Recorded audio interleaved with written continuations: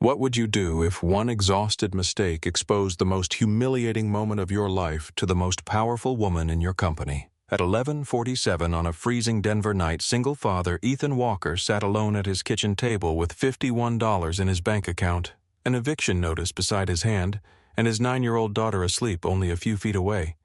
He meant to text his landlord one desperate question: "Can I pay rent late?"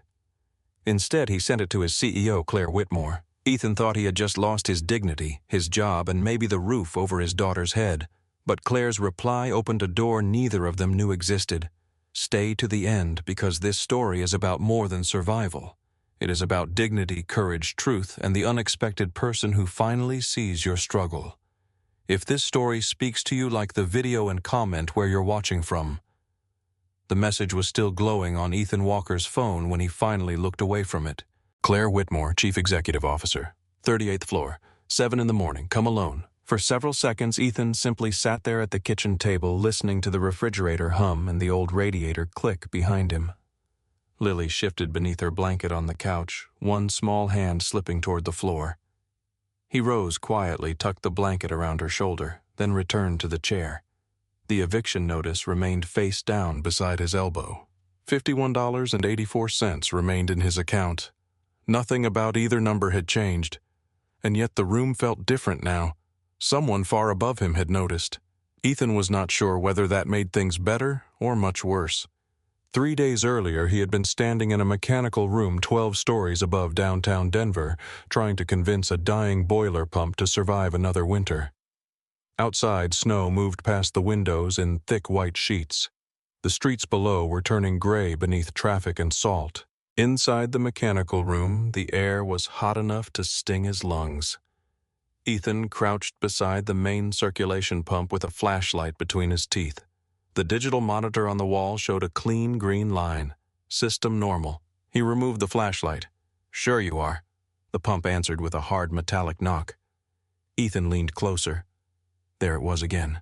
A vibration rolled through the pipe and into his palm. Most people saw pipes, valves, motors, gauges. Ethan heard voices. A worn bearing had a different sound from a loose mount. Air trapped in a heating loop complained differently from a failing seal. He had spent 14 years learning the language of machines because machines, unlike people, rarely lied about what was wrong with them. The computer screen could say normal all day. The metal knew better.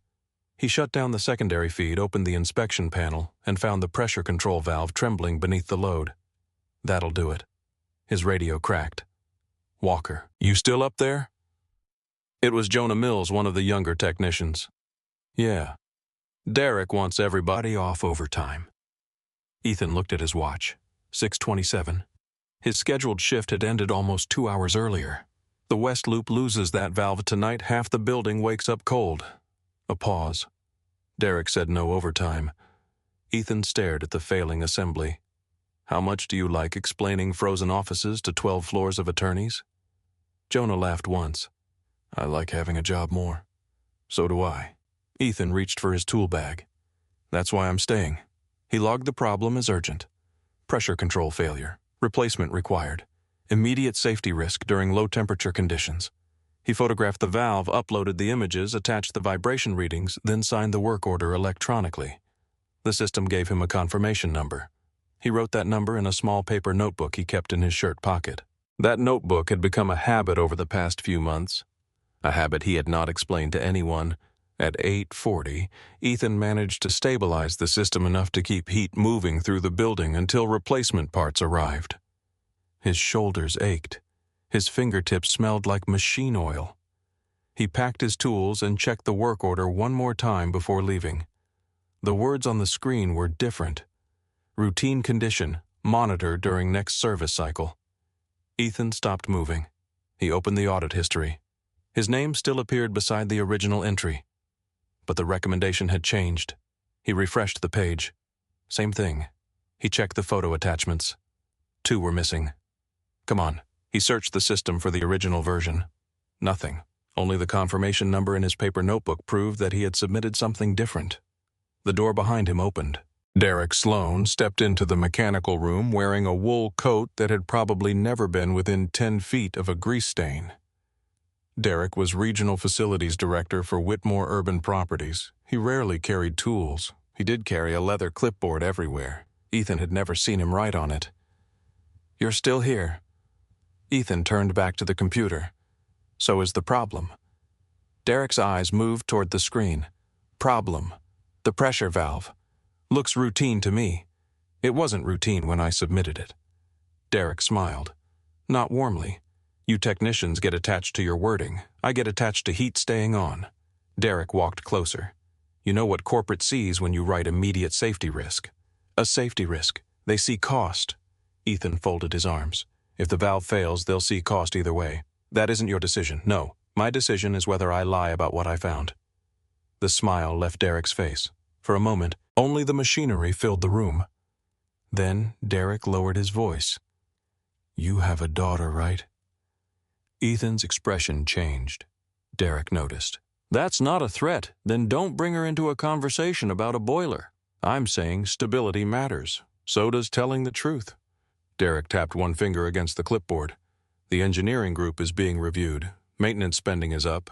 Productivity is down. Corporate wants fewer problems on paper." Ethan looked at him. "You want fewer problems, fix them." Derek gave a small sigh, almost disappointed. "You have a habit of making expensive problems, Ethan. I don't make them." No, Derek nodded toward the computer.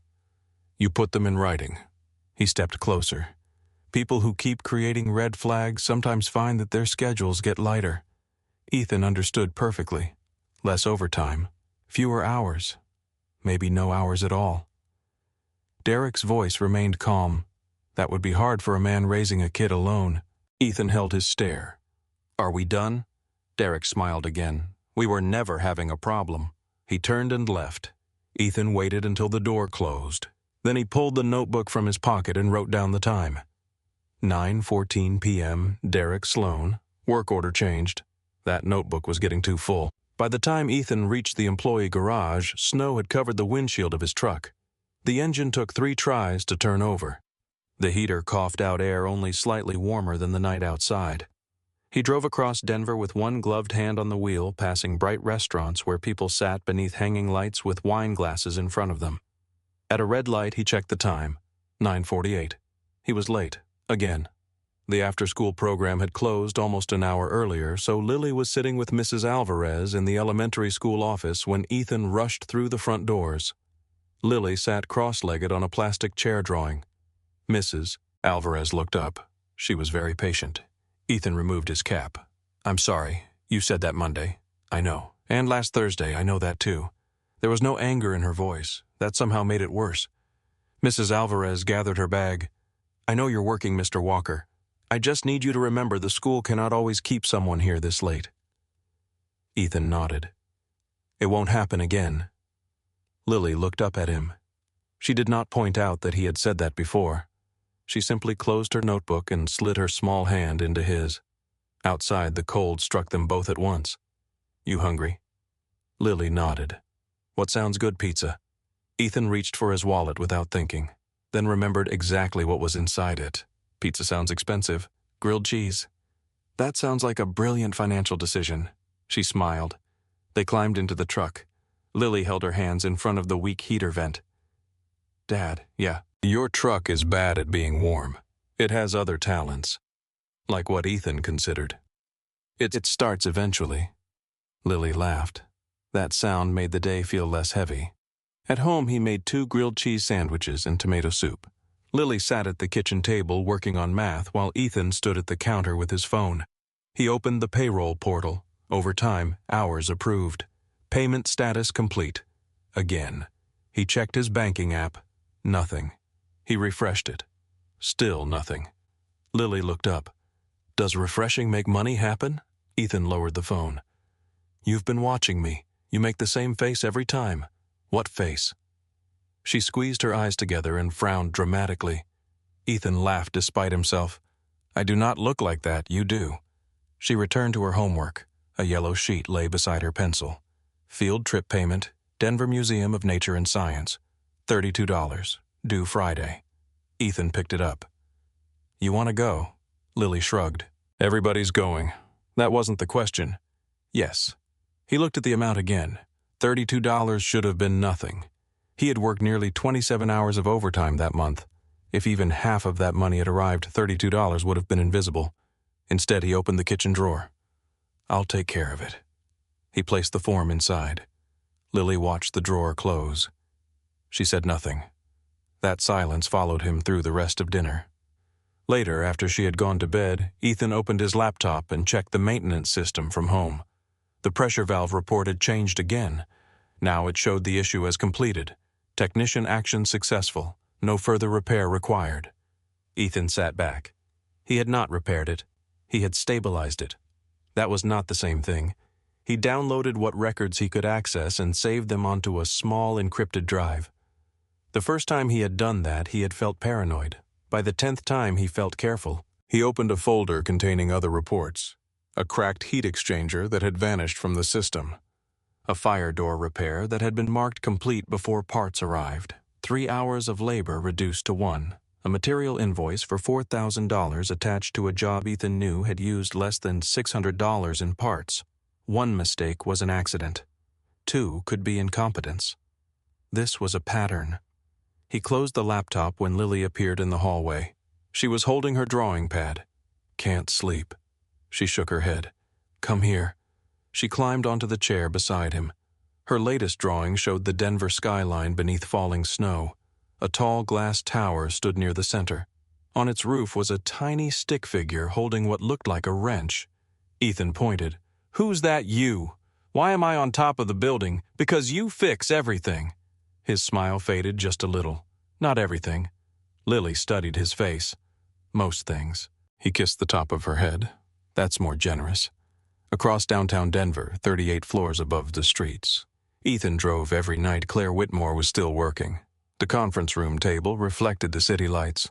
Around it sat 12 executives in dark suits, open laptops glowing in front of them. Claire sat at the head. She was 38, composed, precise, and known throughout the company for listening longer than most people could tolerate. Victor Langford stood beside a large screen. Western portfolio maintenance spending has increased 22% over the past 11 months. A graph rose sharply behind him. Victor was 57 and moved through Whitmore urban properties as though the building had been designed around him. He had worked beside Claire's father for more than 20 years. He knew every board member, every lender, every old family connection. When Claire inherited the company after her father's death, Victor had been the man everyone expected her to rely on. At first she had.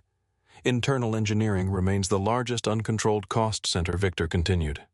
A second chart appeared. Outsourced properties are showing better margins. Claire leaned forward. What about safety performance improving? Tenant complaints down 8%. Emergency closures also down. The numbers looked good, almost too good. Claire tapped a pen against the table, and Silver Ridge Victor smiled. Exactly as projected. Faster response times, lower administrative burden, better documentation. One board member nodded. "We should expand the contract." Claire looked at the final slide. Proposed reduction of internal engineering operations, nearly 200 jobs. She looked at Victor. "How much time do we have before a decision is required?" 3 weeks. "I want the underlying service data." Victor's expression did not move. "Of course, not the summary." "I understood." The meeting ended shortly after 10. One by one, the executives left. Victor remained. Claire stood near the window, looking down at the city. On a shelf beside her was an old photograph of her father cutting a ribbon outside Whitmore's first apartment development. Victor followed her gaze. He would have made the same call. Claire looked at him.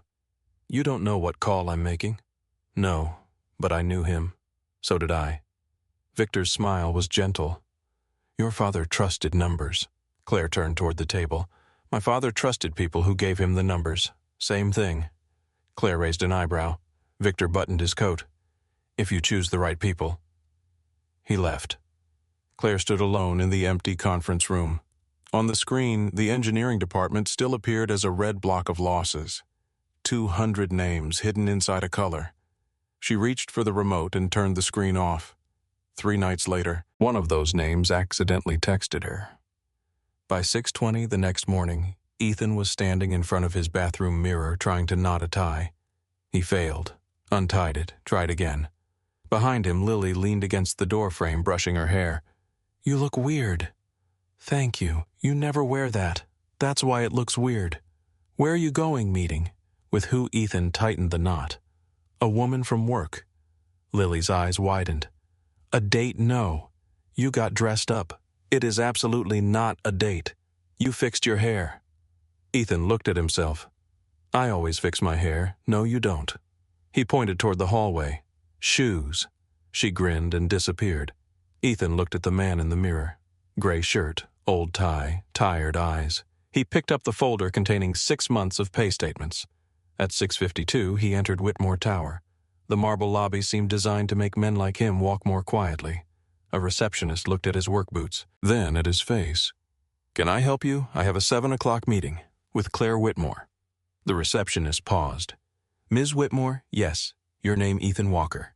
She checked the screen, then checked it again. She made a call. A security officer glanced over. Ethan felt heat rise into his neck. Finally, the receptionist straightened. 38th floor. The elevator doors closed around him. Ethan watched the numbers climb. 12, 19, 26, 33. His grip tightened around the folder.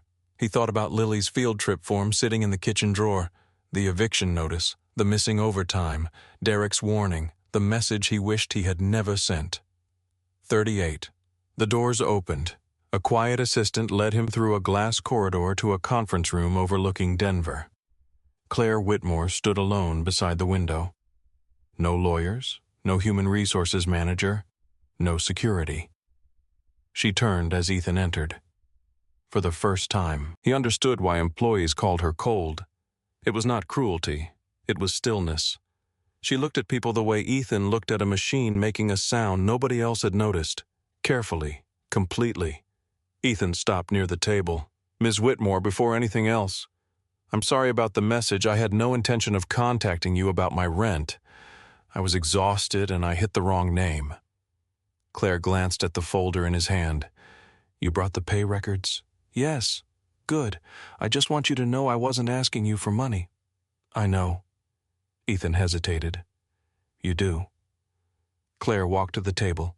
"I didn't ask you here because you can't pay your rent, Mr. Walker." She placed a folder in front of the empty chair. "Sit down." Ethan sat. Claire opened the folder and turned it toward him. A payroll statement filled the first page. His name was at the top. His employee number beneath it. Claire placed one finger beside a highlighted figure. $3,842.17. She looked directly at him. According to Whitmore Urban Properties, every dollar of overtime you're waiting for was already paid. Ethan stared at the number, then slowly opened the folder he had carried from home. He placed his own bank statements beside hers. The same dates, the same pay periods, no deposits. For several seconds, neither of them spoke. Claire looked from one set of records to the other. Ethan watched something change behind her expression. Not sympathy, not yet. Recognition. There were 2 versions of the truth sitting on the same table, and only one of them could be real. Claire did not touch the papers for several seconds. The city moved silently beyond the glass behind her. Cars crawled through the morning streets far below their headlights still visible beneath a pale Denver sky. Inside the conference room, the only sound was the faint hum of the ventilation system. Ethan looked at the number again. $3,842.17. Money he had supposedly received. Money that could have covered the rent twice, paid Lily's field trip, filled the refrigerator, fixed the heater in his truck, and still left enough in his account for him to sleep without calculating what disaster might happen next. Claire finally pulled his bank statements closer. "These are complete. 6 months. No missing accounts." Ethan looked up. "I have 1 checking account." Claire held his gaze. "And no direct deposit changes." "No. Cash advances, no. Payroll cards. I don't even have one." She turned back to the company report. "According to this, the transfer was completed." Ethan leaned forward. "Then where did it go?" Claire did not answer. She reached for her phone. "Hold on." She made one call. "Rachel, come to conference room 3. A pause. "Now." She ended the call. Ethan watched her. "Am I in trouble?" Claire looked almost surprised by the question. Why would you be? Because every time someone says they need legal in the room, the employee usually isn't about to get a gift basket. That almost brought a smile to her face. Almost. Instead, she opened another document. Before Rachel gets here, there's something else. She slid the page toward him. At the top was the Whitmore Urban Properties logo. Below it was a policy title. Employee Housing Stability Protection. Ethan read the first paragraph, then the second. His eyes narrowed. Claire said, 3 months ago, I approved temporary eviction protection for employees living in Whitmore managed properties if a documented payroll delay or reduction in scheduled hours caused the shortfall. Ethan looked up. Pine Creek is Whitmore managed. Yes. And I got a 3-day notice. Yes. Then somebody ignored this. Claire looked at the signature at the bottom. Her own. It appears so. Ethan sat back. For the first time that morning, anger moved past his fear. Not loud anger, something colder. He thought about hiding the notice from Lily. He thought about moving money between bills that were all already late. He thought about watching $32 for a school field trip become a luxury. You signed this. Claire's eyes returned to him. I did. Then what good is it? The question landed harder than he intended. He saw it in her face. Still, he did not apologize. Claire folded her hands. Explain. If a policy exists on this floor and nobody downstairs follows it, what good is it? Claire said nothing. Ethan tapped the page. The notice under my door didn't care whose signature was on this. Her expression tightened. Who manages Pine Creek? Megan Price. Did you speak with her? I was trying to last night. Claire glanced at his phone on the table. Before the wrong contact. Yes. Has she threatened eviction before? Not me. Other employees? Ethan hesitated. He had learned to be careful with questions that began to sound official. Claire noticed. Mr. Walker. Ethan. A beat. All right, Ethan. Is there something else I should know? He looked down at the papers. There were plenty of things she should know. The question was whether telling her would make any difference. A knock came at the glass door. A woman in her mid-40s entered, carrying a tablet and a legal pad. She wore no expression of curiosity, only focus. Claire stood. Rachel Monroe, Chief Legal and Compliance Officer. Rachel looked at Ethan. Mr. Walker. Ethan's fine. She sat across from him. Claire pushed the payroll records toward her. System says payment completed. His bank records say otherwise. Rachel read in silence. She moved through pages quickly, then slowed. How did you obtain the company copy? Claire said, Finance portal. Direct pull. Yes. Rachel looked at Ethan. These statements are original. Downloaded from my bank last night. Can you produce them directly from your account if necessary? Yes. Any other accounts? No. Any chance your routing information changed? No. She asked each question without softness. Ethan answered without defensiveness. Finally, Rachel leaned back. One mismatch can happen. Claire crossed her arms. 3 pay periods. Rachel's eyes returned to the pages. Less likely. 4. Rachel looked up. Much less likely. Ethan said, There are other problems. Rachel turned toward him. What kind? Ethan could feel Claire watching him. Derek's voice came back. People who keep creating red flags sometimes find that their schedules get lighter. Then another voice. Lily from the kitchen. You fix everything. Ethan reached inside his coat and removed the small encrypted drive. He placed it on the table. Rachel stared at it. What is that? Copies. Of what? Work orders. Safety reports, material invoices, time records. Claire's attention sharpened. Why do you have copies? Because things kept changing after I submitted them. Rachel did not touch the drive. Company records. Some. Stored on a personal device. Yes. Without authorization, Ethan looked at her.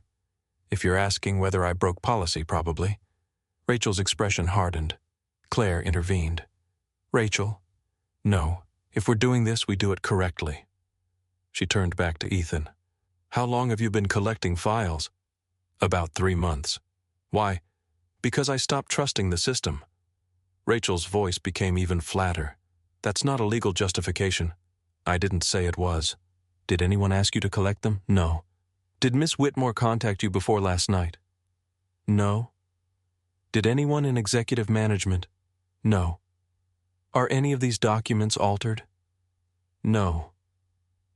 Can you prove that? Ethan nodded toward the drive. Check the verification codes. Rachel's eyes narrowed slightly. Anything else? Device identifiers, entry logs, camera records, vendor invoices. If I say I was at a property when a ticket was created, pull the badge record. If a file says a contractor installed equipment, check the delivery log and serial number. If I wrote a report at 3:15, check which terminal created it. Rachel studied him. Ethan continued. Don't trust me. Check me. Something in the room shifted.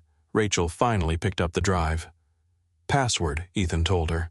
She opened her tablet and connected the device through a secure adapter from her bag. Claire watched. Ethan watched Rachel. Rachel watched the files. The first document opened. A work order from Cedar Heights. Original recommendation. Replace failed valve assembly. Official system version. Inspected. No replacement required. Rachel checked the file properties. Then another. An elevator room ventilation failure. Then another. A damaged fire door. Then another. Ethan's labor time reduced from 5 hours to 2. Rachel looked up. Do you know who changed these? No. Who has administrative rights? Regional management, Claire asked. Derek Sloan, among others. Rachel opened the next folder. What have you said to him? I asked about the changes, and he told me corporate wanted fewer problems on paper. Claire's face went still. Those exact words. Close enough, Rachel interrupted. Close enough is not exact. Ethan turned toward her.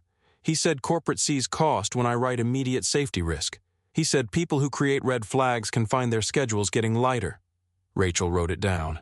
Any witnesses? Not to that conversation. Messages? No. Recordings? No. Rachel nodded once. Then we don't treat it as established fact. Ethan almost smiled. I figured you'd say that. Rachel looked at him. You sound relieved. I prefer knowing the rules.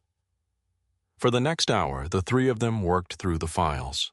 Rachel challenged everything. A material invoice from a property in Aurora showed 6 replacement circulation pumps. Ethan had serviced the building the following week. Only 2 were new. The other 4 still carried original manufacturer plates from more than a decade earlier. Another invoice showed a complete electrical panel replacement. Ethan had repaired the same old panel himself less than a month later. A third document billed Whitmore for emergency labor on a Sunday night. The invoice named an outside company, Silver Ridge Maintenance Group. Ethan leaned closer. Wait. Rachel looked at him. What? That job. You recognize it. I did it. Rachel checked the document. It lists a Silver Ridge emergency crew. There was no crew. You sure? I was there from 10:30 Sunday night until almost 4 Monday morning. Rachel looked at Claire. Claire said, Can we confirm that? Ethan answered first. Badge logs, parking garage, loading dock camera, my work truck GPS if Fleet still has it. Rachel began typing. 20 minutes later, she received the first results. Ethan entered the property at 10:26. No registered Silver Ridge contractor entered that night. No contractor vehicle appeared in the delivery log. Yet Whitmore had paid the invoice. $38,600. Rachel read the amount twice. Claire said quietly, For work Ethan performed. That's what it appears to be. Ethan stared at the number. What did they pay me? Rachel checked the labor record. Your overtime for that shift was marked paid. He gave a humorless laugh. Of course it was. Rachel opened another Silver Ridge invoice, then another, and another. Ethan shook his head. I've never seen them. Claire looked at him. Never. Not once. Across how many properties? 7 regularly, more when they move us around. Rachel said, Silver Ridge has invoices at 5 of those 7. Ethan looked at Claire. Then they're very quiet. Claire did not respond. She knew the name. Rachel saw it immediately. You recognize the contractor? Claire walked to the window. Victor recommended them. Ethan frowned. Victor Langford. Our COO? Rachel's voice was careful. Recommended or selected? Recommended. Procurement approved. How strongly? Claire looked back. He brought the contract to the board himself. Silence. Rachel disconnected the drive. We do not have evidence against Victor. Claire nodded. I know. We have altered records, missing wages, questionable invoices, and a contractor connection. I know. If we make an accusation before we can establish who benefited, who authorized the changes, and where the payments actually went, this gets buried under litigation before lunch. Claire's jaw tightened. I said, I know. Ethan watched the two women. There was history in the way Rachel spoke to Claire. Not fear, not deference. Trust strong enough to permit disagreement. Rachel collected the papers. I'll pull vendor record system access logs and payroll routing history, Claire said, quietly. Rachel looked at her. I don't know how quiet this stays if someone has been editing internal records. Then, quieter than usual. Rachel nodded. Before she left, she looked at Ethan. Do not access anything you are not authorized to access. Understood. Do not collect new company records on personal devices. Understood. Do not confront Derek. Ethan paused. Rachel noticed. That wasn't a complicated instruction. I understand it. She left. Claire remained standing. Ethan looked at his watch. 9:12. I should be at work. Claire gave him a look. You are at work. My supervisor may disagree. He can disagree with me. That's probably more dangerous than disagreeing with him. Claire studied him. Then she returned to the table. Your rent. Ethan's shoulders tightened again. She noticed. I can have it paid today. No. Claire blinked. It's company caused. I said no. Ethan, you're facing eviction because we failed to pay you. Then pay me. I am trying to solve the immediate problem. So am I. She took a breath. This is not charity. If you pay my rent personally, what would you call it? Damage control. I'd call it something I can't explain to my daughter. Claire looked almost irritated. Your daughter does not need an explanation. She needs a home. Ethan's voice stayed calm. She needs to know the home is ours because I worked for it. Claire's expression changed. The anger left first. Then something softer moved behind it. You'd rather risk eviction. I'd rather collect the money I'm owed. Claire looked toward the city again. When she turned back, her voice had changed. Then work for it. Ethan frowned. What? I need technical support for this audit. Rachel knows compliance. I know the company. Neither of us knows what a failed circulation pump is supposed to look like after someone claims they replaced it. Usually less rusty. Claire ignored that. You will be temporarily assigned as a technical specialist supporting internal compliance, paid at a specialist rate.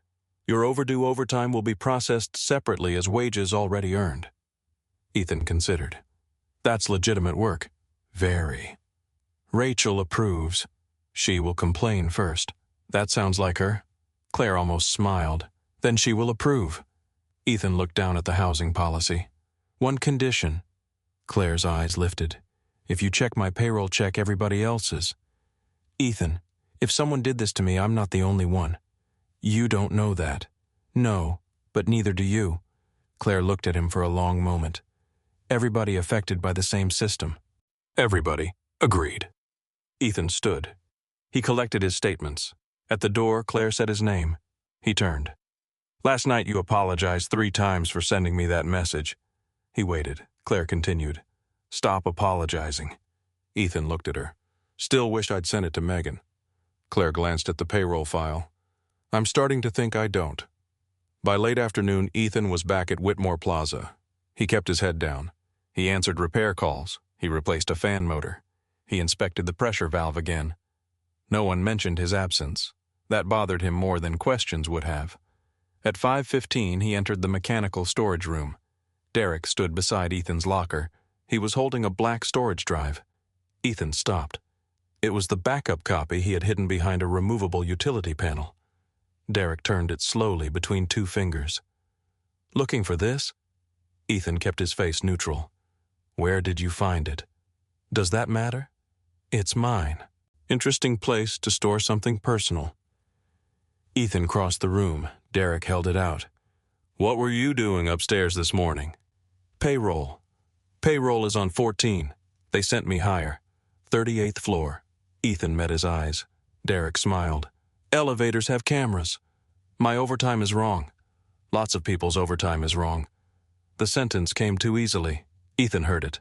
Derek seemed to realize it a second later. He handed over the drive. Be careful. With what? Misunderstandings. Ethan took it. Derek stepped toward the door. People hear you went to see the CEO. They start wondering what you told her. I told her I haven't been paid. And that was all. Ethan slipped the drive into his pocket. That's all you need to know. Derek's smile disappeared. You're making this harder than it needs to be. That seems to happen around me. Derek left. Ethan waited until his footsteps faded. Then he plugged the drive into an isolated maintenance laptop. Several folders showed fresh access times. Someone had opened them. Someone had seen enough. At 7:30 that evening, Claire's phone rang. She was still in her office. Ethan's name appeared on the screen. She answered. Tell me. They found my backup. A pause. Who? Derek. Did he take it? He gave it back. That's worse. That's what I thought. Claire stood. Did he open the files? Access times changed. She walked toward the window. We're moving too slowly. I thought legal investigations were supposed to move slowly, not when someone knows where to erase. Ethan was quiet. Then Claire said, Can you show me? Show you what? The properties. You have the reports. I've had reports for years. He heard something in her voice, a frustration that did not sound aimed at him. Claire continued, I want to see what the reports are describing. Ethan looked around the empty maintenance shop. Tonight. 2 hours later, a dark sedan pulled into the parking lot at Pine Creek Residences. Claire stepped out wearing jeans work boots and a plain black winter coat. Ethan stood beside his truck. He looked at her. Claire stopped. What? Nothing. That wasn't nothing. I've never seen a CEO dressed like she might touch a boiler. Try not to sound disappointed. Ethan opened the service entrance. Stay close. I run the company. The boiler doesn't care. Inside Pine Creek looked different after midnight. The lobby lighting was dim. Paint peeled near the stairwell. A bucket sat beneath a leak in the ceiling. Claire slowed when she saw 3 bright notices taped to apartment doors. Payment required. Final warning. She removed one carefully. This building is covered by the housing protection policy. Yep, these shouldn't exist. They do. They reached the basement. The mechanical room door opened with a metallic groan. Heat and the smell of dust rolled toward them. Claire stepped inside. Ethan turned on the overhead lights. Rows of aging pipes crossed the ceiling. 2 circulation pumps rattled near the far wall. A boiler shuddered as it fired. Claire stared. According to our Capitol records, this room was renovated last year. Ethan walked toward the first pump. Come here. She followed. He wiped dust from the metal plate. Read the serial. Claire did. Now check your invoice. She pulled the files Rachel had sent to her phone. The invoice listed a replacement date 8 months earlier. Ethan tapped the serial plate. This pump was manufactured 12 years ago. Claire looked at the second one. Same, older. She scrolled. We paid for 4 new pumps. You have 0 new pumps. How much would 4 cost? Depends on labor and model, not what you paid. Claire looked at the invoice total. $186,000. Ethan let out a slow breath. You definitely didn't get the employee discount. She did not smile. She moved deeper into the room. The polished figures she had seen in board meetings were becoming physical objects now. Rust, dust, old serial numbers, loose wiring, things no graph could smooth over. At the back of the room, Claire stopped in front of an ancient boiler. We paid Silver Ridge to replace this. Apparently. This is the original unit. I've been arguing with it for 5 winters. She stared at the machine. The Carrington equivalent, no Whitmore name may be on invoice. We need consistent. Ethan watched her face. For the first time since he had met her, Claire looked less like the woman from the 38th floor and more like someone standing in the aftermath of a lie. She spoke quietly. My name is on every one of these approvals. Your signature. She looked at him. What's the difference? A signature is what happens upstairs. He gestured around the room. This is what happens after. Claire said nothing. Ethan continued. If nobody checks down here, the signature doesn't mean much. The boiler clicked behind them. Claire looked at the rusted housing, then at the invoices on her screen. "You're right." There was no defense in her voice. That surprised him. Most executives he had known could turn an apology into a paragraph about why somebody else was responsible. Claire simply stood there and accepted the sentence. Ethan moved toward a stack of equipment crates near the wall. "These aren't ours." Claire followed. "How do you know?" "Wrong inventory markings." He pulled one crate forward. A shipping label was still attached beneath a layer of dust. Ethan brushed it clean. Silver Ridge Maintenance Group. Below it was a forwarding location, an industrial warehouse in North Denver. Claire leaned closer. "Read the account code." Ethan did. Then his eyes moved to the corporate parent field, Langford Renewal Partners. He looked at Claire. Her face had gone completely still. Langford. She took the label from his hand. For several seconds she read it without speaking. Victor Langford, her father's oldest executive ally, the man who had sat across from her in boardrooms for years, the man who had told her that numbers could be trusted if she chose the right people. Ethan waited. Claire folded the shipping label once and placed it carefully inside the file she carried. When she finally looked at him, her voice was low. "From now on, assume they know we're looking." Ethan glanced around the basement, at the old pumps, at the unpaid work, at the evidence someone had expected no one important to ever see. He tightened his grip on the flashlight. "Then we stop looking at what they wrote." Claire met his eyes, "and start looking at what they actually did." Together, they walked deeper into the mechanical room. Claire did not leave Pine Creek until nearly 2 in the morning. By then, Rachel had joined them in the basement with 2 secure evidence bags, a camera, and the expression of someone who had stopped hoping the problem was small. She photographed every serial plate, every shipping label, every invoice Ethan could match to a machine that had never been replaced. Then she stood beneath the humming fluorescent lights and looked at the 3 names now sitting on the same page: Silver Ridge Maintenance Group, Langford Renewal Partners, Victor Langford. Rachel lowered the file. "This still is not enough." Claire stared at her. "We have invoices for equipment that does not exist. We have suspicious invoices. We have a contractor connected to Victor. We have a shipping label connected to a company carrying his last name." Claire's jaw tightened. Rachel continued. "If we walk into a board meeting tomorrow and say Victor built a fraud operation, his attorneys will ask whether Langford Renewal Partners has any legal relationship to him. Right now, we do not know." Ethan leaned against the workbench. "So we figure out where the money goes." Rachel looked at him. "That is exactly what we do." By 7 the next morning, Rachel had turned a conference room on the 38th floor into a wall of paper. Property reports covered one side. Payroll discrepancies covered another. Vendor payments filled a third. Ethan arrived carrying coffee in a cardboard tray. He handed one to Rachel. She looked at the label. "No sugar." "You look like you would consider sugar an accounting irregularity." Claire laughed before she could stop herself. Rachel looked at both of them. "Very funny." Ethan handed Claire the last cup. She took it. "You remembered black coffee. You heard me order it once. I remember things." Rachel glanced at him. "That is becoming inconvenient for several people." They worked through the morning. Rachel had pulled 12 months of property-level expenses from Whitmore's Western portfolio. At first, the numbers looked chaotic. Maintenance spending rose in one district.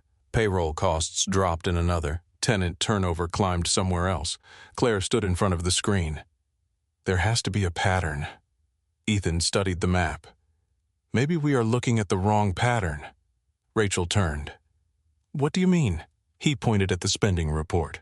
"You are looking at properties where maintenance costs went up." "Yes. Show me where employee hours went down." Rachel pulled another layer onto the map. Several markers overlapped. Ethan nodded. "Now show me where eviction notices increased." Claire looked at him. "Why, if you are spending more money on repairs using fewer internal workers and losing more tenants at the same time, something is wrong with the story." Rachel added the housing data. The map changed. 9 properties now sat at the center of all 3 categories: high maintenance spending, reduced internal labor, high tenant turnover. Claire stepped closer. "Those are all older buildings." Rachel zoomed out. "And all in redevelopment districts." No one spoke. Ethan looked at the streets. He knew some of them.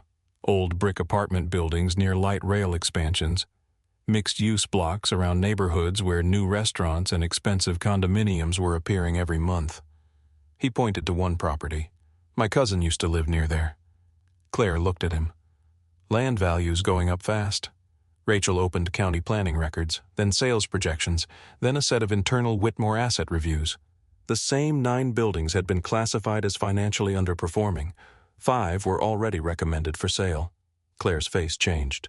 Who prepared these recommendations? Rachel checked.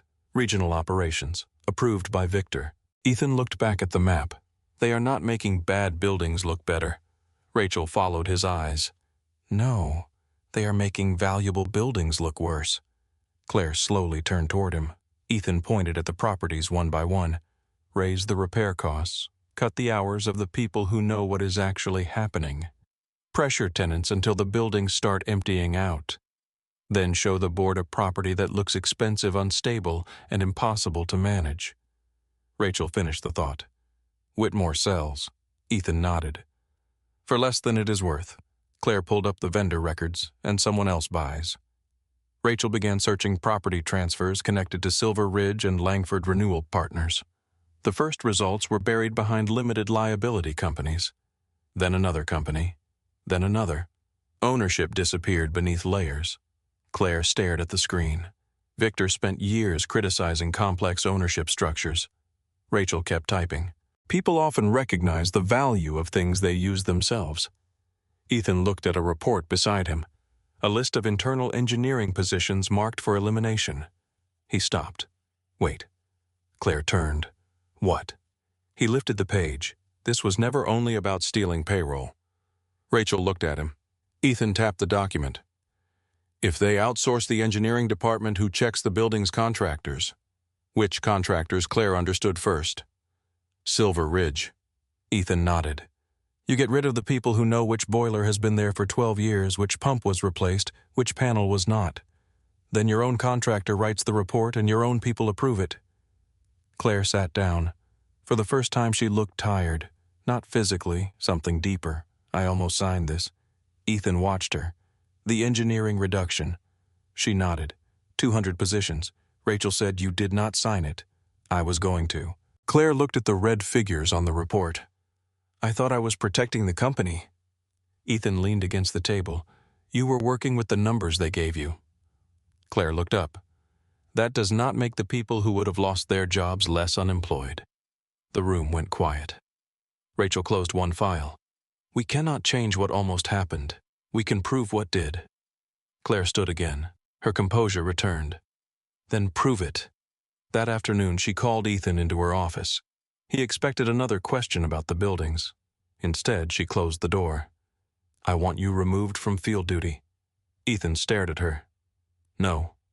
Claire folded her arms. That was not a question.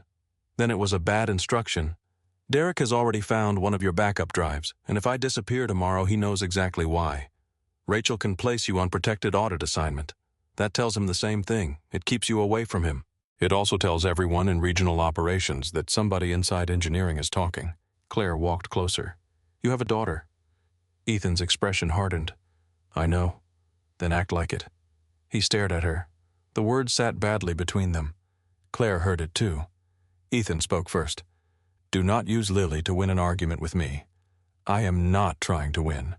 You think I have not considered what happens to her if I lose this job? I think you are standing in front of someone who can remove you from danger and refusing because you want to prove something.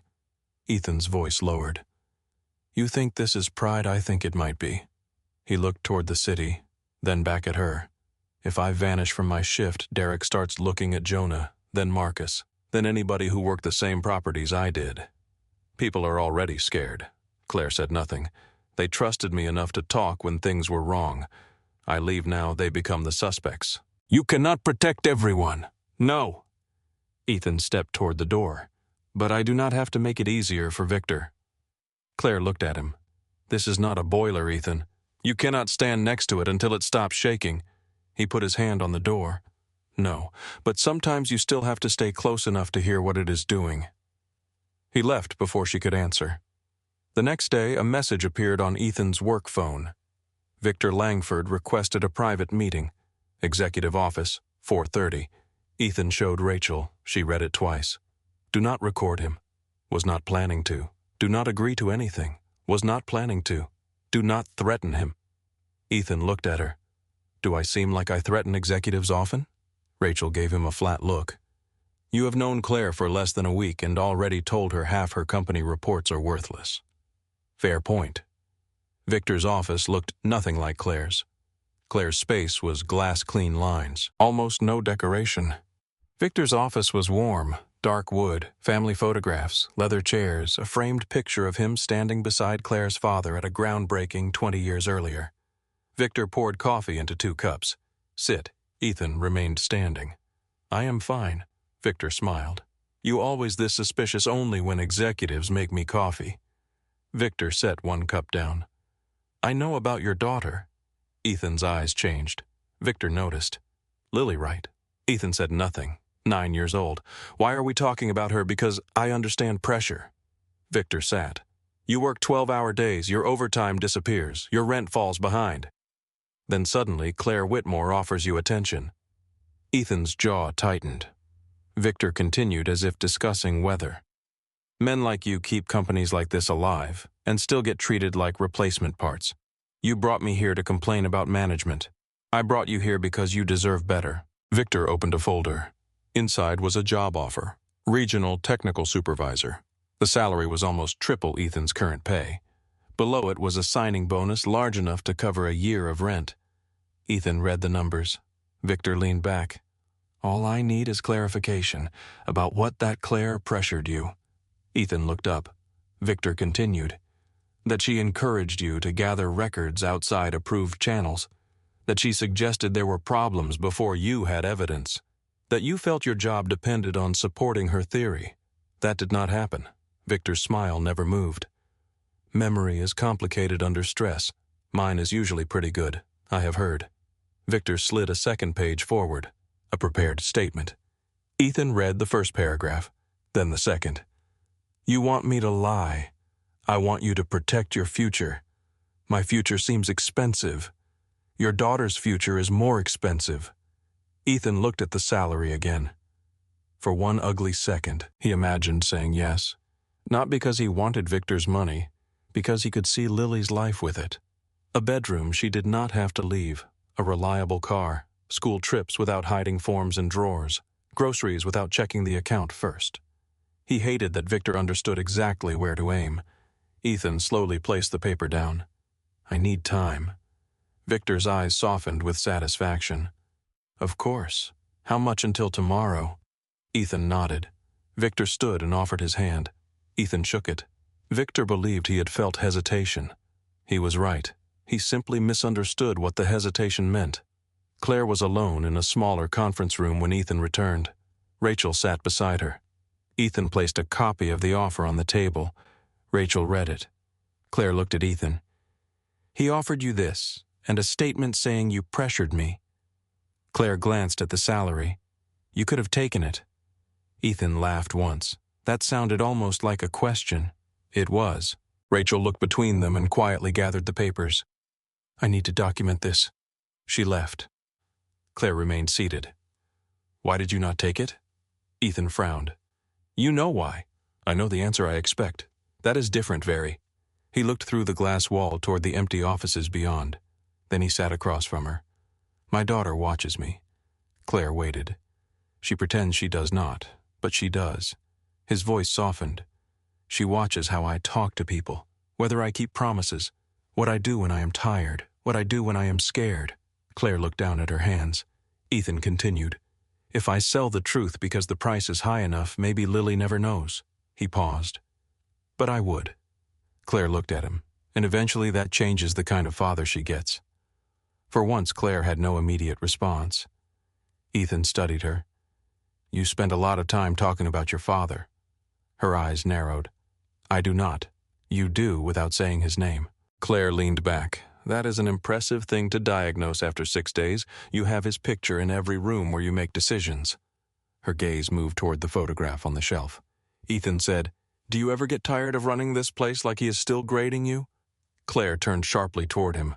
No one on the 38th floor would have dared say it. Ethan almost apologized. Then Claire answered, "Every day." The honesty surprised them both. She looked at the photograph. "When he died, half the board thought I was too young. The other half thought Victor should run the company. You were 34. Apparently grief has an age requirement." Ethan was quiet. Claire continued, "Victor stood beside me when nobody else did. He told everyone I was ready.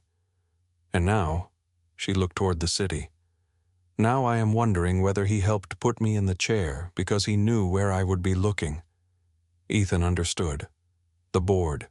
Yes. Not the basement. Claire smiled faintly. Not the basement. For a moment, nothing in the room felt like CEO and technician. Just two people carrying expectations they had never asked for. Then Rachel returned with a file. Her expression erased the moment. "I found the bottom." Claire stood. Rachel placed several documents on the table. Silver Ridge transfers operating profit to Ridge Capital Services. Ridge Capital pays management fees to Front Range Asset Holdings. Front Range sends distributions to a private trust. Ethan leaned closer. Whose? Rachel turned the last page. The trust beneficiary information was partially hidden behind legal entities, but one name appeared repeatedly as authorized representative. Victor Langford. Claire exhaled. Direct enough to justify a formal forensic pull. Rachel pointed to the payment references. If central finance data matches these transfers, we can establish that money left Whitmore through Silver Ridge and moved into entities Victor controls. Claire checked the time. When tomorrow morning, 6 months of central payment history. Ethan looked at Rachel. And once you have it, we stop guessing. At 6:12 the next morning, Rachel opened the archive. The folder was empty. She refreshed. Nothing. She called information security. They checked backups, deleted, mirror storage, deleted. Payment records across the exact period under investigation had been wiped overnight. Claire arrived 20 minutes later. Rachel met her at the conference room door. They knew exactly what we were pulling. Claire's phone rang. Victor. She stared at his name, then answered. "Good morning, Claire." His voice was relaxed. "Victor. Long night. What do you want? Nothing. Just some advice." Claire looked at Rachel. Victor continued. "You should be careful with private employee messages." Claire's face went still. They are so easy to misunderstand. The call ended. By noon, an article appeared on a Denver financial news site. The headline did not directly accuse Claire of misconduct. It did not need to. Questions raised over Whitmore CEO's intervention in employee housing dispute. The story mentioned an unnamed male employee, personal financial hardship, a private message to Claire, an immediate halt to eviction action, a special audit assignment, company resources used soon afterward. By 1 o'clock, Ethan's name was circulating internally. By 2, someone had posted a screenshot of his text. "Can I pay the rent late?" Employees who knew nothing about him began filling the silence with assumptions. Some said he had begged Claire for money. Others said he had threatened to expose the company unless she helped him. A few suggested their relationship was personal. Claire wanted communications to deny everything immediately. Rachel stopped her. "If you defend Ethan personally, Victor gets exactly what he wants. He is being destroyed because he helped us, and any special defense from you becomes evidence in the story they built." Claire paced the room. "So I do nothing. You preserve the investigation. He may lose his job." Rachel looked at her. "He may." At 3:40, Ethan was replacing a thermostat in a vacant office when his work phone died. Not the battery. Access terminated. His radio stopped authenticating. He walked downstairs. Derek waited beside security. A white envelope rested in his hand. Ethan did not ask. Derek handed it to him. Unauthorized removal and retention of confidential company materials. Ethan read the first line. "You know that is not why." Derek's voice was low. "You should have taken the warning." Ethan looked him in the eye. "You should have found a better man to work for." Security collected his badge. By 4:15, Ethan was standing in the employee garage carrying his tools in a cardboard box. Snow had begun falling again. His phone rang. Pine Creek Property Office. "Megan Price," Ethan answered. "Mr. Walker, your housing extension has been withdrawn. What extension, the temporary protection? I was never told I had one. It no longer applies because your employment status changed. How long? A pause. 48 hours. Ethan closed his eyes. My daughter lives there. I am sorry. Are you? Megan had no answer. When Ethan reached home, Lily was at the table doing homework. He placed the cardboard box beside the door. Her eyes moved to it. You brought your tools home? Yeah. Why, Ethan removed his coat. Company stuff. She looked at him for another second, then returned to her math. That evening, Claire came to Pine Creek. Ethan met her outside because he did not want Lily hearing the conversation. Snow gathered on the shoulders of his coat. Claire stepped from her car. They fired you. You sound surprised. I am not surprised. I am angry. Must be nice. Claire stopped. What does that mean? It means you get to be angry on the 38th floor. That is not fair. No. Ethan laughed bitterly. None of this is. Claire lowered her voice. I am trying to fix it, and I am trying to figure out where my kid sleeps in 48 hours.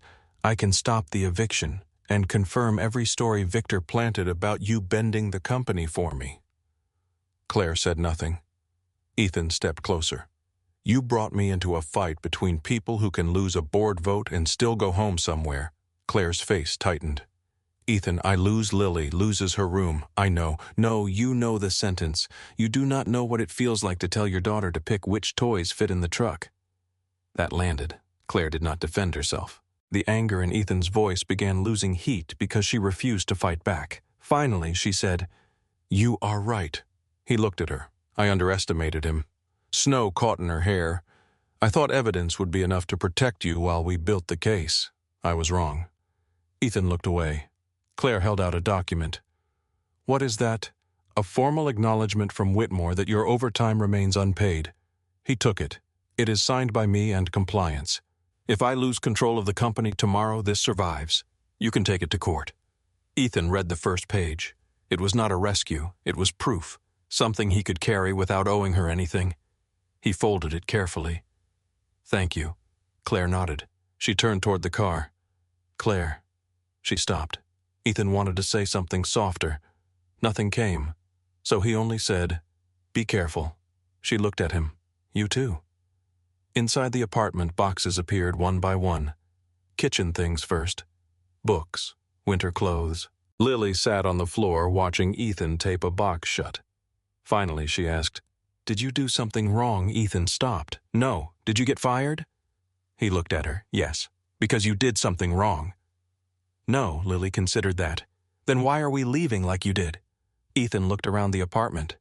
He had no answer that belonged in the mouth of a father. Lily stood, walked to the wall, and removed the drawing of Ethan standing on top of the Denver skyline. She held it for a moment, then taped it back in exactly the same place. I am not packing that yet. She returned to her homework. Ethan stared at the drawing. Later, long after Lily went to bed, he spread every document he still legally possessed across the kitchen table. Invoices, pay statements, the eviction notice, photographs. He stopped at a Silver Ridge invoice. Something bothered him. He read the regional code. DN NRTH 04. He frowned. The correct internal code was DEN North 04. The letter O was missing. He pulled another invoice. Same error. Another. Same. Ethan reached for the eviction notice. His fingers moved down the page. Property region. DEN NRTH 04. He sat completely still. The same typo. Not similar, identical, same spacing, same field, same missing letter. The vendor invoices and housing notices were not merely connected by people. They had been generated by systems drawing from the same source template. Ethan grabbed his phone and called Rachel. She answered on the fourth ring. It is midnight. Check the regional code on the Silver Ridge invoices. A pause. What, DEN North? Paper moved on her end. Then silence. Rachel spoke more carefully. The O is missing. Check my eviction notice. I do not have it. I do. He looked at the page. Same error. Rachel was fully awake now. That could connect the housing management data source to the vendor system. And if they wiped the central archive, Rachel said nothing. Ethan looked towards the old radiator clicking beside the wall. A thought arrived. Rachel. Yes, The building controllers. What about them? They save local transaction records when central connectivity drops. How much depends on the controller? Some keep months. Are they synced to central deletion commands? No. Not the old ones. Rachel was quiet. Ethan continued. Pine Creek still runs an older Trident controller. So does Cedar Heights and Washington Square. You no longer have authorization to access them. I know you cannot touch company equipment. I know. Then why are you telling me this? Because you can. Rachel stopped. You are head of compliance. Yes. You have authority to secure company equipment under an active audit. Another pause.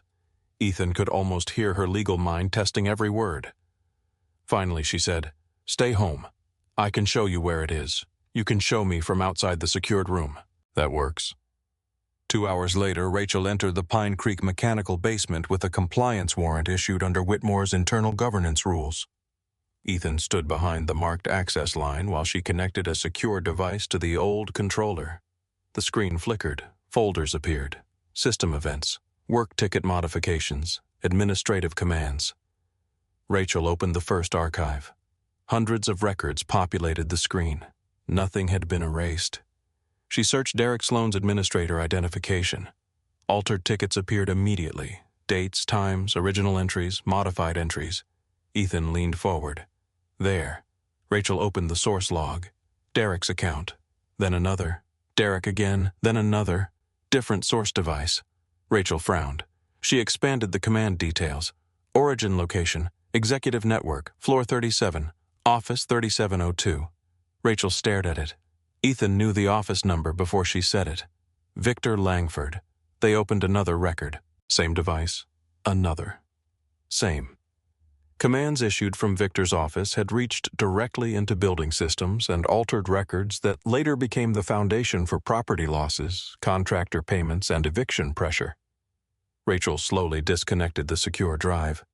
The central archive had been wiped clean. The basement had kept its own memory. Ethan looked at the rows of old machines humming in the dim room. The places powerful people had ignored were still holding everything they thought they had erased. The controller data changed everything, but it did not change the clock. By sunrise, Rachel had copied the recovered logs onto 3 secure drives and sealed the original controller data under compliance authority. She moved with the focused silence of someone who understood that evidence became more dangerous the moment it became useful. Ethan stood beside the mechanical room door while she finished the chain of custody forms. You should go home, Rachel said. So should you. I am being paid to ignore that advice. So was I. Rachel looked up. For the first time since meeting him, she smiled. It lasted less than a second. Then her phone vibrated. She checked the message. The smile vanished. What Rachel turned the screen toward him. Company-wide town hall, mandatory attendance, 10:30 that morning, hosted by Victor Langford. Ethan looked at the announcement. He knows. Rachel slid the phone into her coat pocket. He knows enough. By 9, the recovered data had been moved to Whitmore headquarters. Claire had not slept. Neither had Rachel. Ethan had managed 40 minutes on his couch before Lily woke him by placing a blanket over his shoulders. She had not asked why he was home. She had not asked why half the apartment was packed. She had simply made toast, burned one side of it, and left the better piece beside his hand. At 9:45, Ethan sat at the kitchen table watching the company town hall login screen on an old laptop. His employee access had been terminated, but Jonah had sent him a private streaming link. Lily was at school. The apartment was quiet. A cardboard box marked kitchen sat beneath the counter. At exactly 10:30, Victor appeared on the screen. He stood on a stage inside Whitmore's central auditorium. Behind him was the company logo. Blue letters, white background, the same logo printed on Ethan's termination notice. Victor wore a dark suit and a calm expression. Thousands of employees watched from offices, maintenance shops, security stations, residential properties, and remote work sites across several states. Victor began slowly. I know the past few days have created confusion. Ethan leaned back in the chair. Victor continued. Rumors have circulated about an internal investigation, the temporary reassignment of company personnel, and serious questions regarding executive judgment. He paused in exactly the right place. I believe employees deserve transparency.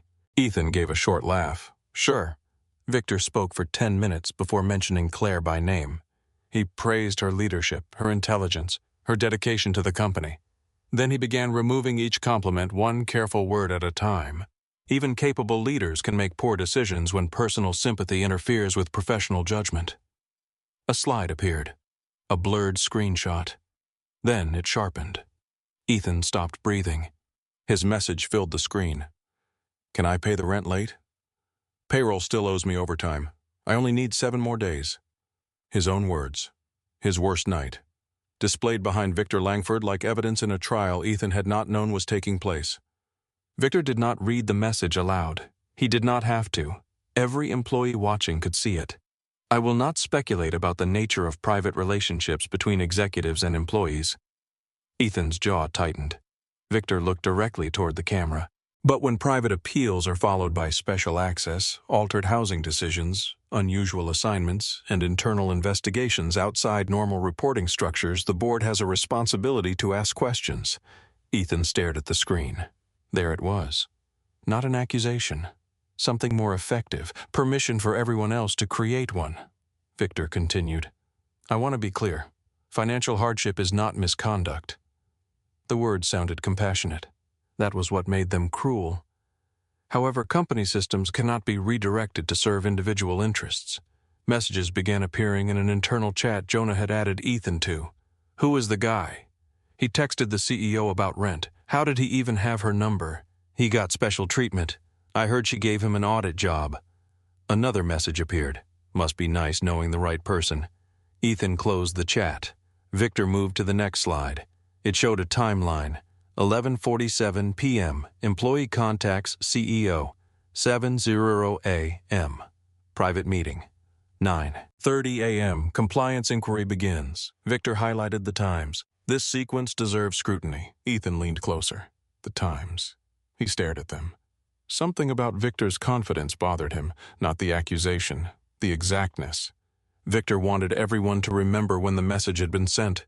He wanted the timestamp to look suspicious. Ethan reached for his phone. Before he could call Rachel, another message appeared from Jonah.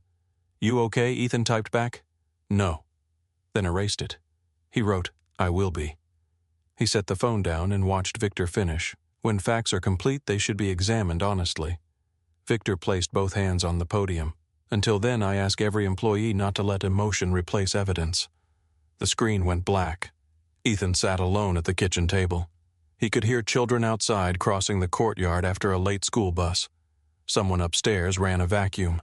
A truck backed into the street with a repetitive electronic beep. Normal sounds. His life no longer felt connected to any of them. His phone began vibrating. One message, then another, then 5. Former coworkers. People he barely knew, some supportive, some curious, some not. One simply read, Did you really beg her? Ethan put the phone face down. He thought of calling Claire, then stopped. If Victor wanted people to believe Claire was protecting him, running to her every time something hurt would only give him more material. So Ethan opened a blank message instead. He stared at the empty field for a long time. Then he began typing. He deleted the first version. Too angry. The second sounded defensive. He deleted that too. The third sounded like an apology. That made him angrier than the first. Finally, he wrote what was true. Yes, I sent that message. I had $51.84 in my account because overtime I had already worked was recorded by the company as paid, but I never received it. I did not know I was texting Claire Whitmore. I was trying to contact my property manager. There is no shame in being unable to pay rent after your wages disappear. If there is shame here, it belongs with anyone who profits from people who cannot afford to fight back. He read it twice. Then he added one final sentence. If the same thing happened to you, keep your records. He sent it to Jonah. Jonah forwarded it.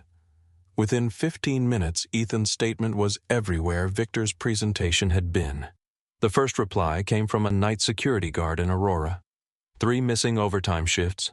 Then a housekeeper from Lakewood, 16 unpaid hours. Then a maintenance assistant Ethan had met once during a summer inspection. His direct deposit showed 40 hours. His time card showed 54. A woman named Teresa Bell from Pine Creek sent a photograph of an eviction notice issued 3 days after payroll delayed her paycheck. Another employee sent 2 versions of the same work order, one original, one altered. Rachel's secure inbox began filling faster than her team could catalog the submissions. By noon, there were 37 reports. By 174. By 2:15, more than 100. Ethan's problem was no longer a single payroll dispute. It had names, faces, bank statements, rent notices, time records. Claire stood in Rachel's office looking at 3 screens filled with incoming files. Rachel opened another message. Warehouse technician, Colorado Springs, 22 hours missing. Another, custodial supervisor, Fort Collins, 17. Another, security, Denver, 31. Claire stared at the screen. How long has this been happening? Rachel did not look at her. Long enough for people to assume nobody would care. Claire absorbed that. Then Ethan called. Rachel answered on speaker. I saw the town hall. So did half the company, Ethan said. Claire moved closer. What did you notice? The timeline. Rachel looked at Claire. Ethan continued. Victor showed the exact time I sent the message. Yes. He said it proved special treatment started immediately. Rachel's eyes narrowed. Ethan said, but before 11:47 that night, I had never spoken to Claire privately. Claire understood.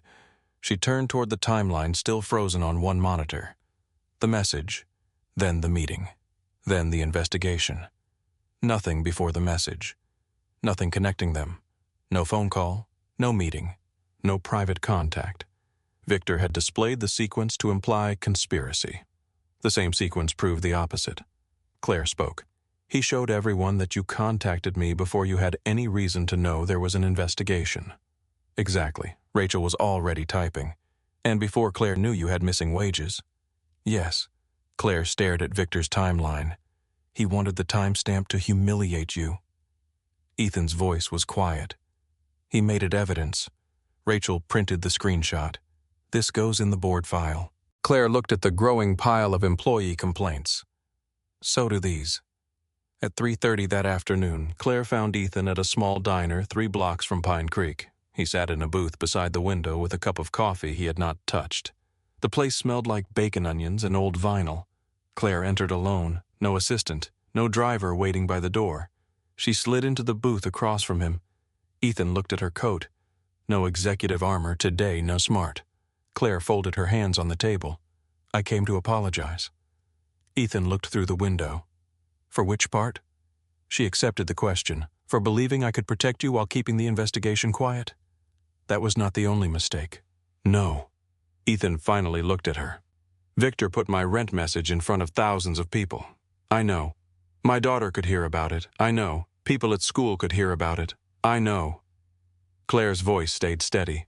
I cannot undo that. Ethan stared at her. What can you do? Tell the truth. All of it. Yes. Even the part where your company threatened tenants under a policy you signed, yes. The part where workers were not paid, yes. The part where you almost eliminated the department that was catching the fraud? Claire paused, then nodded. Yes. Ethan studied her face. No excuse, no careful corporate language. You know your board may remove you. Yes, you could lose the company. It was never mine in the way I thought it was. Ethan leaned back. That sounds like something rich people say right before discovering they are still rich. Claire almost smiled. That was deserved. He looked at his coffee. She continued. I spent 4 years believing my job was to protect the institution my father built. And now I think protecting the institution and protecting the truth became 2 different things. Ethan lifted his eyes. Claire said, I know which one I am choosing. Before he could answer, Claire's phone buzzed. She checked the message. Rachel. Emergency board session. 8:30 the following morning. Motion regarding Claire Whitmore's fitness to continue as Chief Executive Officer. Claire read it twice. Ethan saw the change in her face. When tomorrow morning? He looked at the time.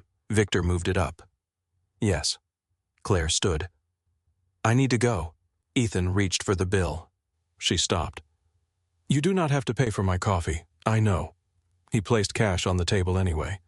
Claire looked at him. For the first time in days, something warm passed between them. Small, fragile, real. Then she left. By 6 that evening, Rachel had turned the legal conference room into a command center. Stacks of documents covered the table. Controller records, payroll files, vendor invoices, employee statements, property valuations, eviction notices. The recovered evidence was strong, but not complete. Rachel stood in front of Claire and Ethan. The controller data proves records were altered. Claire nodded. It connects commands to Victor's office. Yes, the Silver Ridge chain connects money to a trust he controls. Partly. Claire frowned. Partly Rachel held up a page. The trust connection is enough for suspicion, not enough for motive. Ethan looked at the property maps. What are we missing? The benefit. Rachel pointed to the sale recommendations. We can show the buildings were artificially pushed toward sale. We can show Victor was involved in the operational data. We can show Silver Ridge payments moved through entities he influenced. Claire said, but not that he personally stood to gain from the property sales. Correct. Victor's attorneys would attack the gap. He could argue the contractor fraud was Derek's. He could say office credentials were misused. He could describe the property strategy as ordinary business. He could call the trust relationship unrelated. The board did not need to believe him completely. They only needed enough doubt to delay action and remove Claire first. Ethan studied the files in silence. He was tired enough that the letters began losing shape. Rachel and Claire argued quietly about disclosure strategy. Ethan stopped listening. His mind returned to Victor's office. The leather chairs, the photographs, the coffee, the job offer, the statement, something on the desk. He closed his eyes. A transfer document. He had seen the corner of it beneath Victor's folder, a bold number across the top. Ethan opened his eyes. Project code. Rachel stopped talking. What? There was a document on Victor's desk when he tried to buy me. Claire moved closer. What document? Property transfer form. I only saw part of it. Rachel's face fell. You did not photograph it? No. Do you remember the code? Ethan stared at the table. I think so. Rachel waited. Ethan took a pen. SRP, he wrote the letters. Then 1847. He stopped. No. He crossed it out. 1841. Rachel said nothing. Ethan added another number. 09. Claire watched. How can you remember that I repair control boards? Numbers stay. Rachel entered the code into county property records. Nothing. Ethan frowned. Try without the letters. She did. Several filings appeared. Rachel leaned closer. 12 properties, all associated with redevelopment submissions, all owned by Whitmore, all scheduled for potential sale within 18 months. Claire looked at Ethan. Those are the 12 on Victor's restructuring list. Rachel opened the first buyer registration. A shell company. Second, another shell. Third, same registered agent. She followed the ownership chain. A trust appeared. Then another filing. Beneficiary, Angela Langford. Claire stared at the name. Victor's sister. Rachel clicked through the documents. The trust was positioned to acquire interests in all 12 properties through intermediary entities, not random properties. The same buildings showing artificial maintenance losses. The same buildings where employees had missing hours. The same buildings where tenants faced unusual eviction pressure. Rachel leaned back. There is your benefit. No one celebrated. They were too tired. Claire sat down slowly. For the first time, the whole design existed on one table. Wages disappeared. Contractor costs rose. Buildings looked unprofitable. Tenants left. Whitmore prepared to sell. Victor's family waited on the other side. At 7:30, Claire's communications advisors joined them. They did not like the evidence, not because it was weak, because it was strong enough to become public. One advisor placed a folder in front of Claire. Private resolution. Claire did not touch it. What does that mean? Victor resigns. Rachel looked over. In exchange for no criminal referral from the company until an independent review concludes. Ethan leaned back. That is a nice sentence. The advisor ignored him. Claire, a public fraud disclosure could damage lending relationships, freeze several development projects, trigger tenant lawsuits, employee claims, regulator attention, and a major share value decline. Claire looked at the folder. And if we keep it private, Victor leaves. Operations stabilize. The board avoids panic. Ethan asked, workers get paid. The advisor hesitated. Claims can be reviewed. Tenants who were pushed out, we would need to assess exposure. Ethan looked at Claire. There it is. The advisor frowned. What the whole problem? Claire said nothing. Ethan continued. Everything is about protecting the people already sitting at this table. That is not fair. No. He pointed toward the employee statements. What does a private deal do for Teresa Bell? No answer. What does it do for the security guard who worked 31 hours for free? The advisor said, This is bigger than any one employee. Exactly. Ethan's voice remained calm. That is why hiding it is worse. Claire looked at him. Ethan turned to her. You can remove Victor and still protect the system that let him do it. Claire's eyes hardened. You think I do not understand that I think part of you still wants to save your father's company from embarrassment. The room went still. Claire stood. This company employs thousands of people, I know. A collapse hurts them too, I know. Then do not pretend this is simple. I am not. Ethan stepped closer to the table. I am saying silence has a cost too. It is just usually paid by people who never get invited into this room. Claire stared at him for a long time. Then she looked at the settlement folder. She closed it. No deal. The communications advisor exhaled. Claire. No. Think about the consequences. I am. She pushed the folder back. That is why the answer is no. An hour later, Claire sat alone in her office writing a statement. Rachel reviewed legal language. Communications suggested changes. Claire rejected most of them. She would not say a limited number of irregularities occurred. She wrote employees were denied wages they earned. She would not say certain housing procedures were inconsistently applied. She wrote, people were threatened with losing their homes under policies my leadership failed to enforce. She would not say management reporting created an incomplete picture. She wrote, I trusted reports I did not verify. Near midnight, Ethan stood in this doorway. You are still here. Claire looked up. So are you. I do not have anywhere more productive to be. She set down the pen. What do you think? He read the statement. Slowly. When he finished, he returned it. You did not blame Victor for everything. He is responsible for what he did, and you for what I failed to see. Ethan nodded. That is harder. Yes. She looked at him. You are speaking tomorrow. His eyes narrowed. No. Rachel needs you to authenticate the technical evidence. She can explain it. She can explain the law. I fix boilers. Claire almost smiled. You also remember property codes after seeing them once. That was annoying, not impressive. You are speaking. Ethan looked toward the boardroom wall. I will sound like a fired employee settling a score. Victor will say that. He will say I am poor and desperate. Yes. He will say I wanted money. Yes. Ethan looked at her. You are not very encouraging. I am not going to lie to you. That mattered. More than encouragement would have. Ethan nodded once. All right. He left shortly after midnight. In the parking garage, footsteps echoed behind him. Victor emerged from beside a concrete pillar. No security. No smile this time. Ethan. Ethan stopped. Victor approached holding a white envelope. You look tired. So do you. Victor extended the envelope. Ethan did not take it. What is that unending? Ethan looked at him. Victor opened it himself. Inside was a check. The number had too many zeros. A second page restored Ethan's job at a higher salary. A third established an education fund for Lily. Victor held them out. You leave tonight. Ethan said nothing. You do not appear tomorrow. Your phone stays off. By Monday your job is restored. Your rent is paid. Your daughter never has to worry about school again. Ethan stared at the college fund. Victor lowered his voice. You are a father before you are a witness. Ethan looked up. Victor continued. Choose her. For a moment, Ethan hated him for saying it, because part of him wanted to believe taking the offer would be choosing Lily. A safer apartment, a better school, a future already paid for. No more overtime, no more counting grocery money, no more seeing $32 on a field trip form and feeling afraid. Ethan took the documents. Victor's face relaxed. Ethan read every page.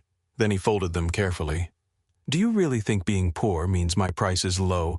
Victor's expression changed. Everyone has a price. Maybe. Ethan held up the check. But you keep confusing a need with a price. He took out his phone. Victor stepped forward. What are you doing sending this to my attorney? You do not have an attorney. Ethan looked at him. Rachel will enjoy hearing that. Victor's jaw tightened. Ethan photographed each document. Then he handed the originals back. Victor did not take them. They fell onto the concrete floor between them. Ethan walked past. Victor's voice followed. "You think Claire cares what happens to you after this?" Ethan stopped. He did not turn. "I am not doing it for Claire." He kept walking. At 7:40 the next morning, Ethan stood outside the boardroom wearing the same gray shirt he had worn the first morning Claire called him upstairs. Lily had fixed his tie before school. She had pulled the knot too tight. He had left it that way. Rachel approached carrying 2 thick binders. "You look terrible, thank you. You remember what we discussed. Answer what I know. Do not guess. Do not argue with Victor. I know. Do not get angry. I am already angry. Then hide it." Claire appeared at the end of the corridor. Dark suit, no visible exhaustion. Only Ethan and Rachel knew how little she had slept. She stopped beside him. Through the boardroom doors came the muted sound of voices. Directors arriving, papers moving, chairs shifting. Claire looked at Ethan. "Ready?" He considered lying. "No." Claire nodded. "Neither am I." Rachel opened the door. Ethan looked once at the 38th floor windows at the city far below, then stepped into the room with the woman whose number he had never meant to text. The boardroom doors closed behind Ethan with a soft mechanical click. For a room built almost entirely of glass, it felt strangely airless. 12 directors sat around the long table. Victor occupied the seat near the center, composed as ever, one hand resting beside a leather folder. Derek sat farther down, pale and rigid, his eyes fixed on the tabletop. Claire took her place at the head. Ethan remained beside Rachel. No one smiled. Victor spoke first. "Thank you all for coming on short notice." His voice carried the calm authority of a man who still believed the room belonged to him. "We are here because the judgment of our chief executive officer has been compromised by an inappropriate involvement with a financially distressed employee." He touched a remote. The screen behind him came alive. Ethan's message appeared again. "Can I pay the rent late?" A few directors shifted in their chairs. Victor continued. This private appeal was followed within hours by unusual access to executive leadership intervention in a housing matter reassignment into a sensitive internal review and the handling of confidential records outside approved channels. Ethan looked at the message. Yesterday, seeing it on a screen had made him feel exposed. Today, something had changed. He no longer wanted to hide from it. Victor turned toward him. "Mr. Walker, do you deny sending this message?" "No." Victor paused, perhaps expecting more. Ethan did not offer it. "You were facing eviction at the time?" "Yes."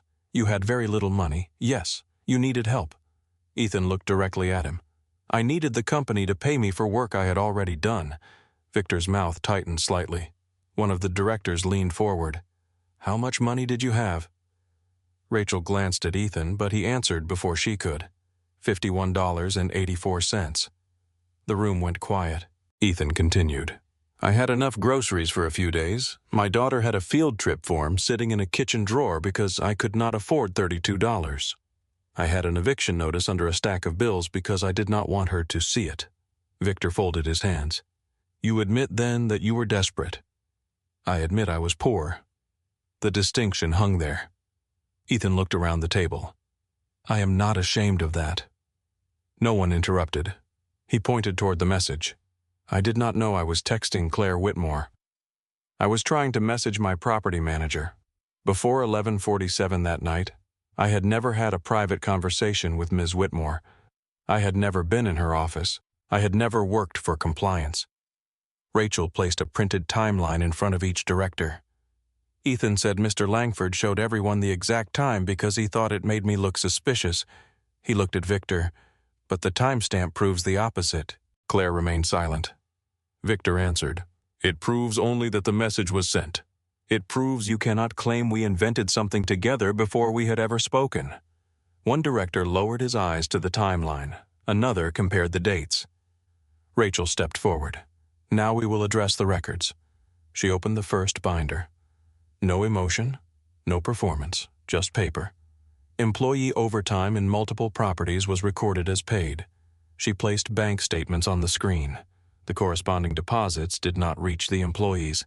A second document appeared. In several instances, those labor costs were subsequently absorbed into contractor expense categories. Silver Ridge invoices filled the screen. Those expenses were billed through Silver Ridge Maintenance Group. Another click. Photographs from Pine Creek appeared. Old boilers, rusting pumps, original serial plates. Silver Ridge invoiced Whitmore Urban Properties for equipment that was never installed. Victor leaned back. Questionable contractor performance does not connect this to me. Rachel looked at him. I have not reached that part. She changed slides. Property maps appeared. Maintenance cost increases, reduced employee labor, high tenant turnover, recommended property sales. All 4 patterns converge on the same group of properties. She overlaid county redevelopment districts. These properties also sit in neighborhoods experiencing major land value increases. A director frowned. What exactly are you alleging? Rachel answered. That operating losses were manufactured. She spoke slowly. Maintenance costs were inflated. Internal labor was reduced. Tenant pressure increased. Properties appeared less profitable. Those same properties were then moved toward below-market disposal. Victor shook his head. That is speculation. Rachel placed the next document on the screen. Buyer structures, shell companies, trust registrations. Potential purchasing entities were connected through intermediary firms to Langford Renewal Partners. Victor did not move. Rachel continued, and through beneficiary disclosures to a trust held in the name of Angela Langford. A director turned toward him. Your sister Victor's expression remained calm. My sister has her own investments. Rachel nodded. She does. Then another file appeared, and those investments were positioned to acquire 12 properties on the Whitmore restructuring list. Silence.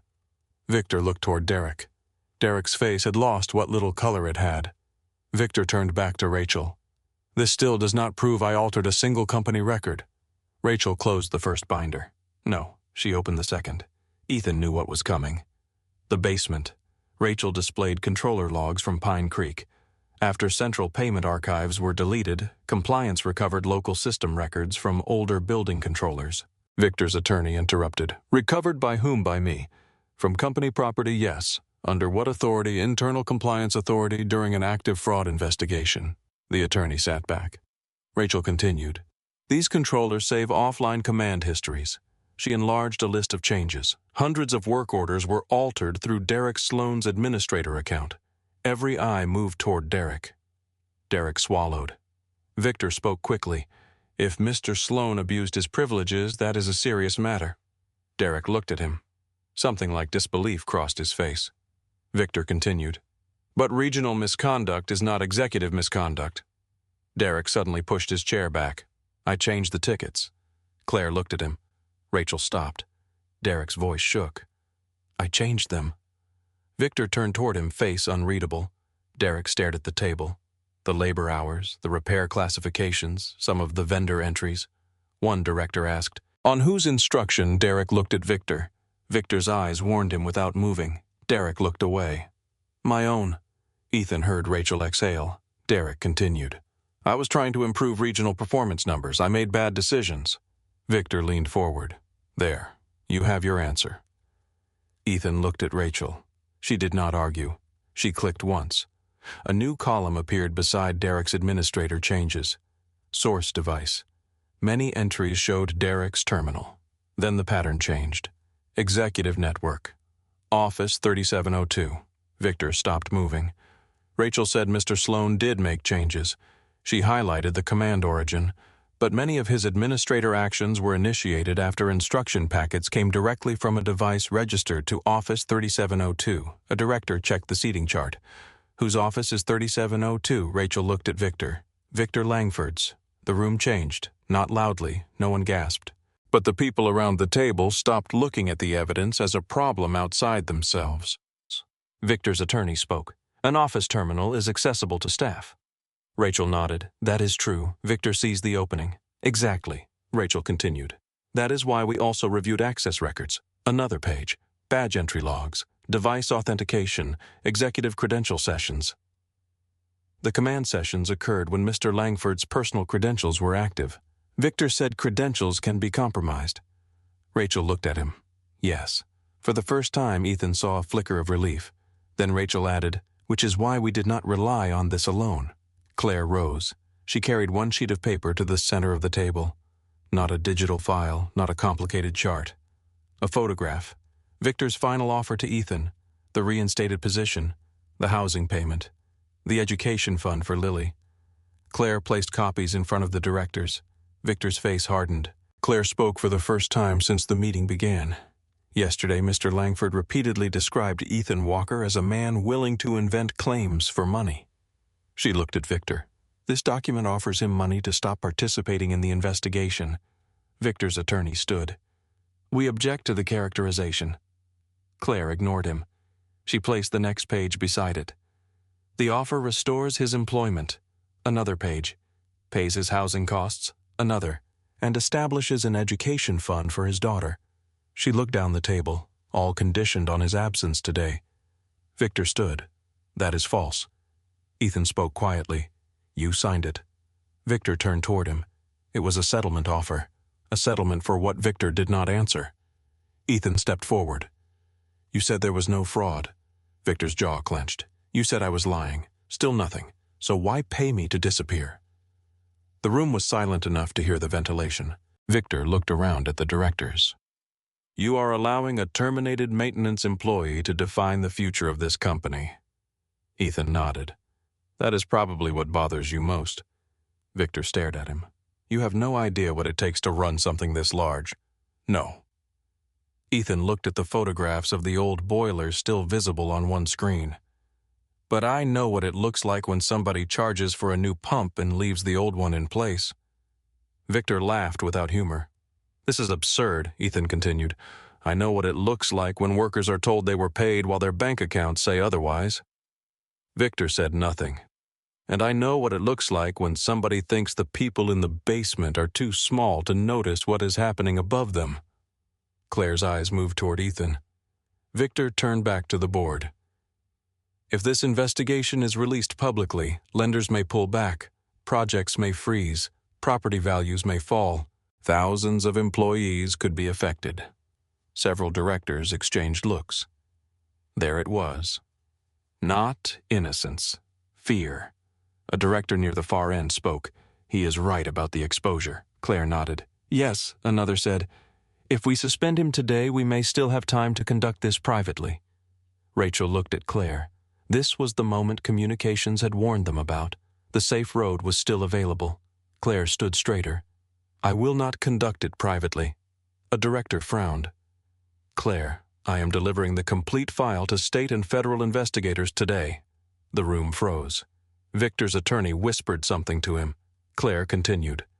Regardless of how this board votes on my position. One director stared at her. You would expose the company even if we remove you. Claire looked around the table. I am not exposing the company. She placed her hand on the evidence binder. This already happened. No one answered. She continued. My failure was believing that protecting Whitmore meant protecting its image. Her voice did not shake. I trusted management reports I did not verify. I allowed distance between leadership and the people maintaining our properties. I approved systems that were not enforced and came close to eliminating employees whose work was helping reveal the truth. Victor scoffed. So this is confession as strategy. Claire looked at him. No. She paused. It is a responsibility. That changed the calculation. The directors understood it almost at once. If the evidence was already going to authorities, protecting Victor no longer protected Whitmore. It tied them to him. One director closed his folder, then another. Victor saw it. You are making a mistake. The chairman requested a recess. 23 minutes later, the board returned. Victor Langford was suspended pending investigation. His access to company systems was revoked. Derek Sloan was placed on administrative leave and referred to legal counsel. The motion to remove Claire failed. No one applauded. Ethan was glad. There was nothing clean enough about the morning for applause. When the room finally emptied, Claire remained by the window. Rachel gathered the binders. Ethan loosened the tie Lily had pulled too tight. Rachel looked at him. You did fine. I hated every second. That is usually healthier. She carried the evidence out. Claire and Ethan were alone. She turned toward him. What do you want? Ethan frowned. What a reward. Compensation, a position, something. He looked through the glass wall toward the empty boardroom. Pay them. Claire waited. Who everybody? He looked at her. Every hour that disappeared. Every worker. Claire nodded slowly. And after that, Ethan picked up his coat. Ask me again. 3 months later, the apartment looked almost exactly the same. That mattered to Ethan. The same kitchen table, the same scratched cabinet door, the same radiator that clicked too loudly at night. But the eviction notice was gone from the counter. His unpaid overtime had been deposited with additional compensation after the broader payroll review. Across Whitmore Properties, workers received corrected wages. Eviction notices linked to company-caused payroll shortages were withdrawn. Claims from former tenants were reopened. Silver Ridge contracts were frozen. Investigators continued tracing the financial network surrounding Victor and Derek. Claire issued a public statement. She did not hide behind legal language. She acknowledged what the company had failed to see. The criticism came quickly. So did lawsuits. So did angry calls from investors. She did not retract a word. Whitmore created a new operational verification unit under Rachel's compliance department. Ethan was offered a 6-month appointment as lead field verification specialist, not an executive, not a director, a real job built around something he already knew how to do. Check what the report said against what actually existed. He accepted on one condition. He reported to Rachel, not Claire. Claire agreed before he finished asking. One Friday evening, Ethan sat at the kitchen table helping Lily with fractions. She stared at the worksheet. If I have 3/4 of a pizza, that is still enough pizza. That is not the question. It should be. His phone vibrated. Claire Whitmore. He opened the message. Dinner tomorrow. No audit, no boilers, no board members.